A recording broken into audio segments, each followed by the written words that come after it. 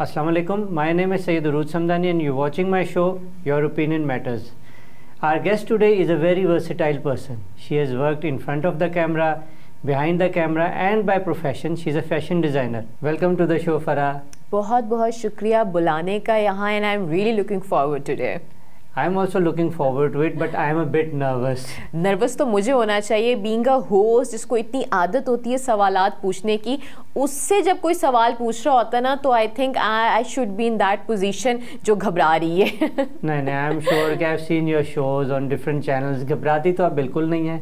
हाँ, लेकिन being a guest शायद थोड़ा सा, लेकिन आई एम रियली कंफर्टेबल यहाँ बैठ करके, और जिस तरह का आप शो कंडक्ट कर रहे हैं, दैट्स अमेजिंग.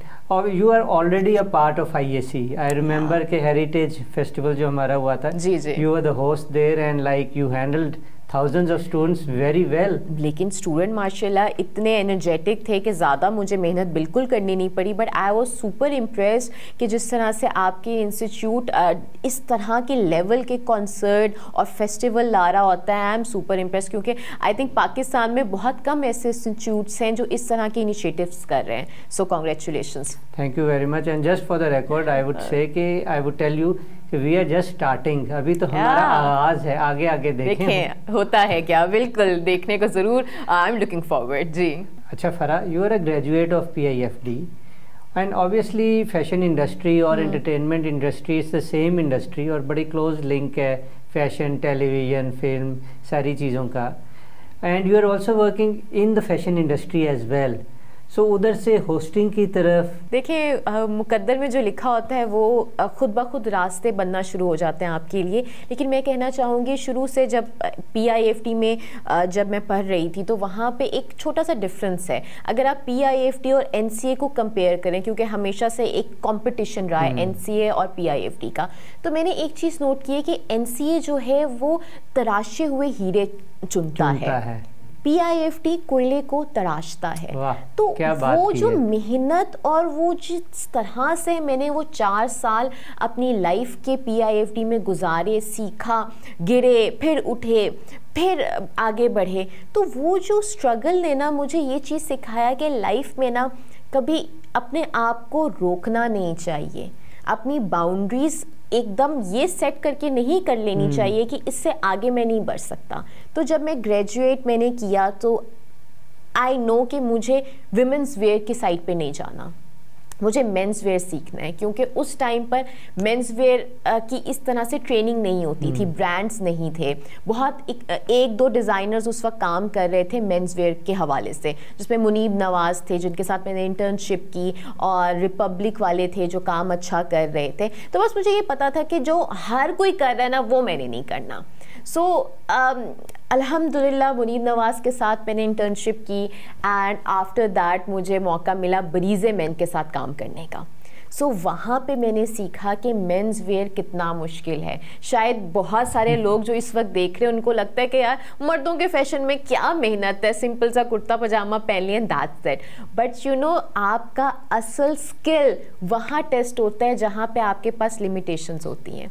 आपको डिटेलिंग पे काम करने की ज़रूरत होती है. हम औरतों के कपड़ों का क्या है कि सिंपल से कपड़ों में यहाँ लेस लगा दी, यहाँ कढ़ाई डाल दी एंड दैट्स इट, आपका कट बन गया. एग्जैक्टली. मेन में तो बड़ा लिमिट हो जाते हैं. आप कढ़ाई के साथ नहीं खेल सकते. एम्ब्रॉयडरीज, डिज़ाइन सारे मोर और लेस वही डिज़ाइंस हैं. लेकिन उसके बाद उरुज साहब हुआ ये कि कुछ साल वहाँ पे काम करने के बाद मुझे लगा कि बीइंग अ आर्टिस्ट, मैं अपने आप को डिज़ाइनर से ज़्यादा आर्टिस्ट कहूँगी, कि मेरी क्रिएटिविटी कहीं ना कहीं बंध रही थी. वो मेरे अंदर की एक आवाज़ थी कि यू नो तुम कुछ और भी करना चाहती हो, तुम कुछ और सीखना चाहती हो. सो बस कुछ ऐसा हुआ कि कुछ प्लेटफॉर्म्स मिले और वहाँ पे मैंने ट्राई किया, और वो सफ़र मतलब वो एकदम से तय नहीं किया, बहुत साल लगे रुक रुक करके. इतना मुझे पता था कि मैंने बेबी स्टेप्स लेने, मुझे जल्दबाजी नहीं करनी. मेरे साथ बहुत सारी ऐसी लड़कियाँ थी जो बहुत आगे चली गई, शायद उनके नसीब में था, लेकिन मुझे ये पता था कि मैंने वही कदम उठाने हैं जिसमें मैं और मेरी नफ्स मुतमईन है. तो बस वो अभी तक जारी है. अभी तक सफ़र बिल्कुल ख़त्म नहीं हुआ, अभी तो शायद सफ़र का हाफ भी नहीं हुआ, लेकिन इस सफ़र में सीखने को अभी तक बहुत मिल रहा है. सफरा, आपने अपने जवाब में 2 बातें की हैं। So I am sure you are not that old कि बहुत साल लग गए, बहुत साल से मैं ट्राई कर रही हूँ। तो आप just clarify for the audience. नहीं ऐसा नहीं है, लेकिन मेरी शक्ल से शायद नहीं लग रहा, लेकिन अल्हम्दुलिल्लाह। अब एज ना बताइएगा प्लीज।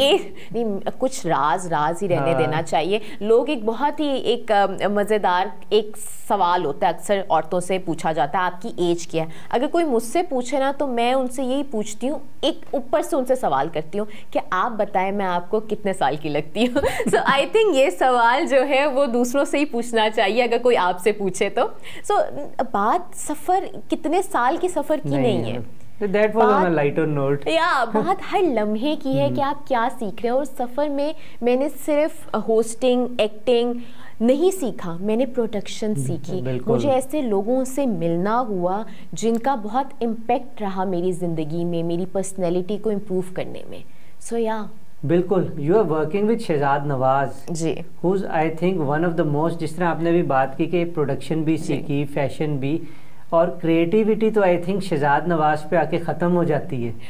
बिल्कुल। और जब उस शख्स, लोग तरह बहुत सारे लोग उन्हें जानते हैं और हर किसी की अपनी अपनी राय होती है उनके बारे में, लेकिन ट्रस्ट मी वो बहुत कम ऐसे लोग होते हैं जो उनको बहुत करीबी से जानते हैं और वो उनकी उस जुनून को जानते हैं। मैं ये नहीं कहूँगी कि he is just a creative person, वो जुनूनी शख्स है अपने काम को लेके।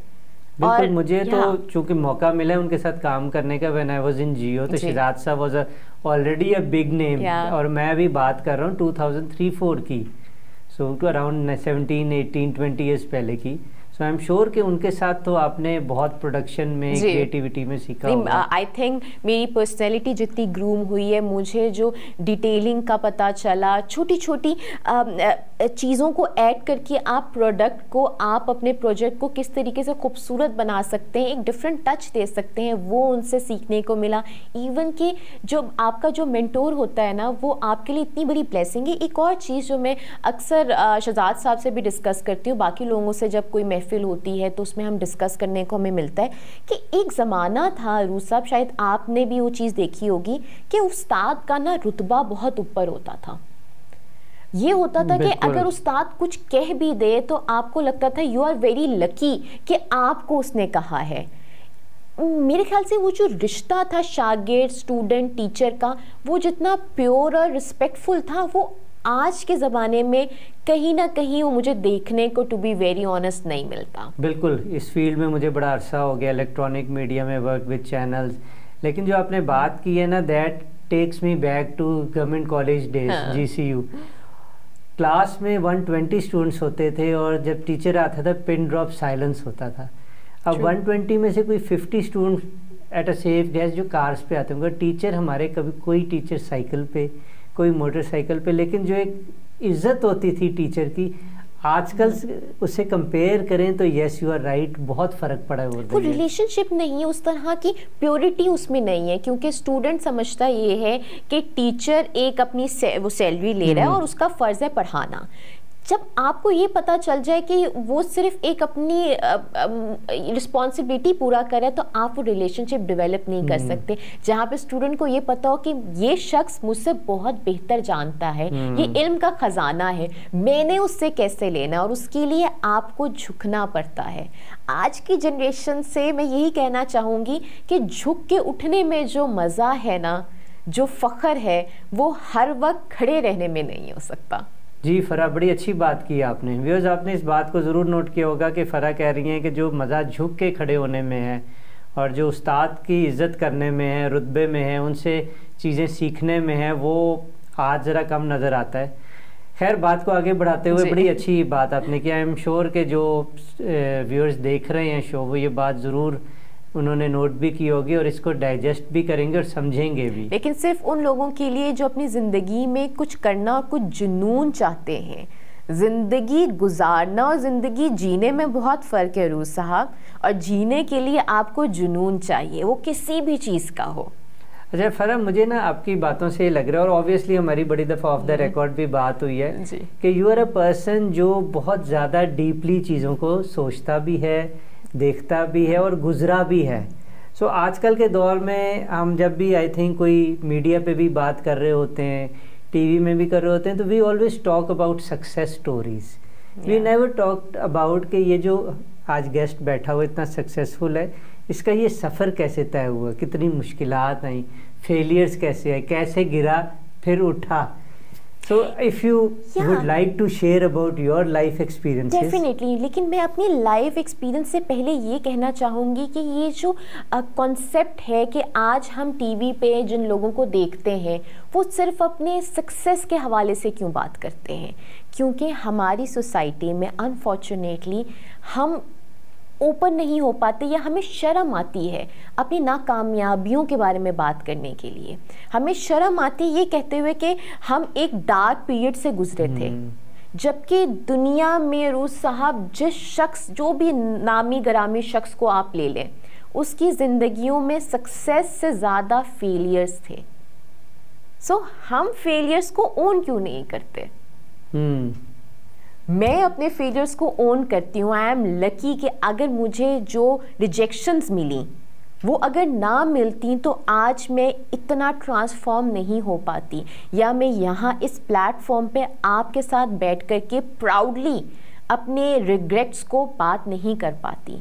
तो आई थिंक हमें अपने माशरे में ना एक दूसरे को वो थपकी देनी चाहिए कि यू आर नॉट अलोन, तुम अकेले नहीं हो, मेरे साथ भी ये हुआ, मेरे फेलियर्स भी रहे, लेकिन लेट्स सी, देखो आज हम सब उससे आगे बढ़ गए हैं। सो अगर आप मेरे फेलियर के बारे में बात करें तो वो तो हर रोज़ होते हैं, क्योंकि मैं सुबह उठती हूँ, हर शख्स ने एक चीज़ सोची हुई होती कि आज उसने अपना दिन ऐसे गुजारना है, लेकिन अनफॉर्चुनेटली बहुत सारी चीज़ें नहीं होती।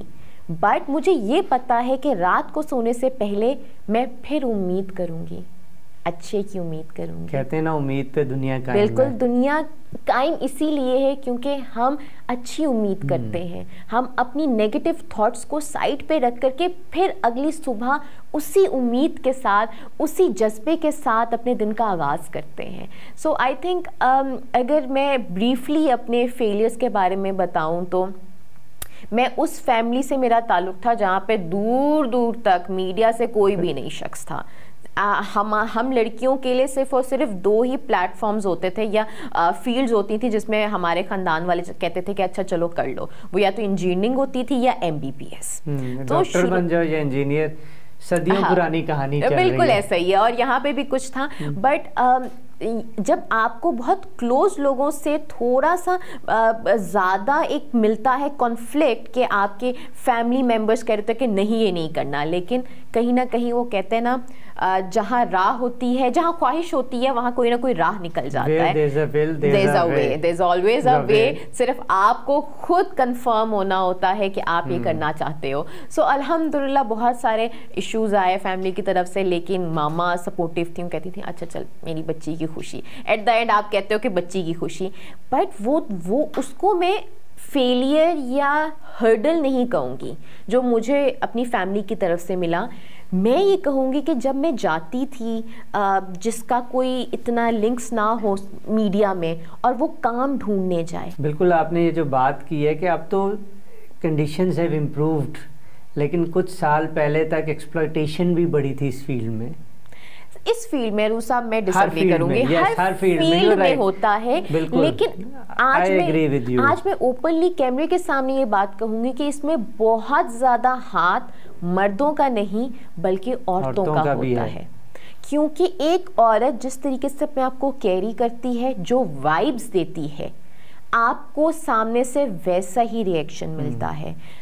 आई नो कि बहुत सारी लड़कियां इस स्टेटमेंट को नहीं एक्सेप्ट करेंगी, लेकिन आप बीइंग अ गर्ल, मैं इस मीडिया फील्ड में हार्डली 5 सालों से हूँ, लेकिन मुझे कभी इस तरह की कोई भी सिचुएशन फेस करने को नहीं मिली जो मैं कहूँ कि मेरे साथ गलत हुआ, बिल्कुल भी नहीं।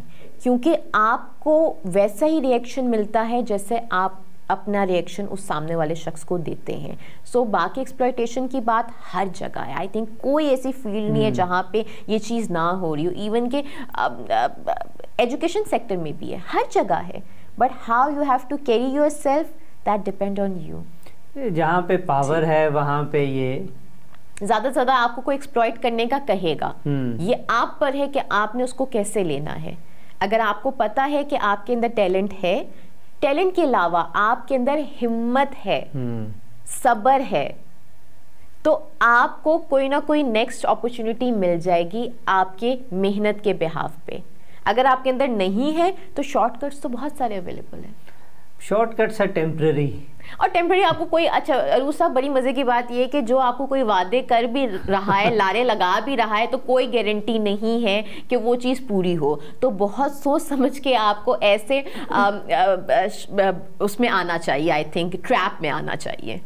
अच्छा Farah, you are a very versatile person, you have done acting, hosting, production, so take us through your journey कि what have you enjoyed doing the most अभी तक, बिकॉज़ द जर्नी तो अभी बिल्कुल अभी तो आगाज है, अभी तो आगाज है।